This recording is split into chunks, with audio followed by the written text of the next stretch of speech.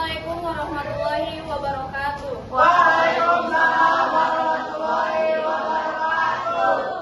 Saya Rika Buda Maulani. Saya di sini akan menjelaskan materi asal-usul kehidupan. Motivasi saya utamakan cita-cita jangan cinta, karena manisnya cinta datang setelah terwujudnya cita-cita.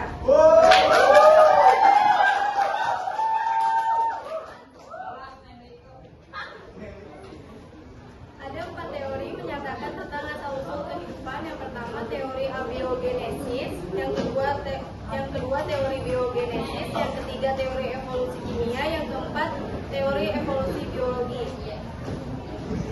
Teori abiogenesis. Abiogenesis berasal dari kata ab artinya tidak, bio artinya makhluk hidup, dan genesis artinya pembentukan. Teori abiogenesis adalah teori yang menjelaskan bahwa makhluk hidup berasal dari benda tak hidup atau ada dengan sendirinya.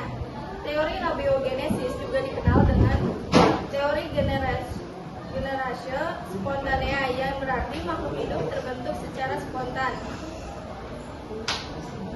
Ada penganut teori abiogenesis berdasarkan para ilmuwan-ilmuwan. Yang pertama, teori Aristoteles. Awal kemunculan teori ini adalah saat Aristoteles meletakkan sepotong daging di tempat terbuka. Perlahan-lahan daging itu membusuk dan muncul larva lalat atau belatung. Yang kedua, teori Anthony van Leeuw. Seorang ilmuwan Belanda ikut mendukungnya. Anthony mengamati air rendaman jerami melalui mikroskop buatannya dan menemukan makhluk renik mulai dari jerami yang direndam tersebut. Selanjutnya, teori biogenesis. Biogenesis berasal dari kata bio, artinya makhluk hidup, dan genesis artinya pembentukan. Teori biogenesis adalah teori asal-usul kehidupan yang menyatakan bahwa makhluk hidup berasal dari makhluk hidup lain. Pendukung dari teori biogenesis adalah Francesco Lazzaro Spallanzani dan Louis Pasteur. Menurut Francesco Redi, teori generasi spontan pertama kali dibantah oleh dokter dan ilmuwan Italia Francesco Redi melakukan eksperimen dan membuktikan bahwa makhluk hidup tidak hanya muncul dari benda mati. Redi menunjukkan dalam sebuah percobaan bahwa larva muncul di daging hanya ketika dagingnya terpapar. Dari kesimpulan percobaan tersebut, larva atau kehidupan bukan berasal dari daging, tetapi berasal dari telur lalat yang terdapat dalam daging dan menetes menjadi larva. Kemudian dari teori Lazzaro Spallanzani adalah seorang ilmuwan dan ahli fisiologi asal Italia. Spallanzani melakukan pengujian dengan memanaskan air kaldu atau rebusan daging di 2 tempat yang berbeda. Setelah dipanaskan, masing-masing wadah diberikan kondisi yang berbeda. Yang pertama diberi penutup, kedua dibiarkan terbuka. Kesimpulan dari percobaan tersebut, pada tabung terbuka terdapat kehidupan berasal dari udara atau mikroorganisme. Pada tabung yang tertutup tidak dapat kehidupan. Hal ini membuktikan bahwa kehidupan bukan dari air kaldu. Kemudian dari Louis Pasteur, seorang ahli biokimia kebangsaan Prancis, berhasil menyempurnakan percobaan Spallanzani sekaligus mematahkan teori abiogenesis. Pasteur memodifikasi salah satu wadah labu berleher panjang. Pasteur mengadakan percobaan dengan labu yang penutupnya berbentuk leher aksa, bertujuan untuk membuktikan bahwa mikroorganisme terdapat di udara bersama dengan debu. Kesimpulannya menunjukkan bahwa mikroba tidak dapat muncul dari benda mati dalam kondisi yang ada di bumi semasa hidupnya. Kemudian dari teori evolusi kimia, kehidupan dimulai dari atmosfer yang kaya molekul CH4, NH3, H2O, dan H2 atau metana, amonia, air, dan hidrogen.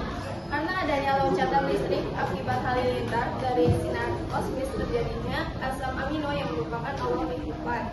Kemudian dari teori evolusi biologi, perubahan makhluk hidup yang ada sekarang adalah hasil dari serangkaian perubahan yang terjadi pada makhluk hidup di masa lalu dalam jangka waktu yang sangat panjang atau lama. Teori evolusi yang dikemukakan oleh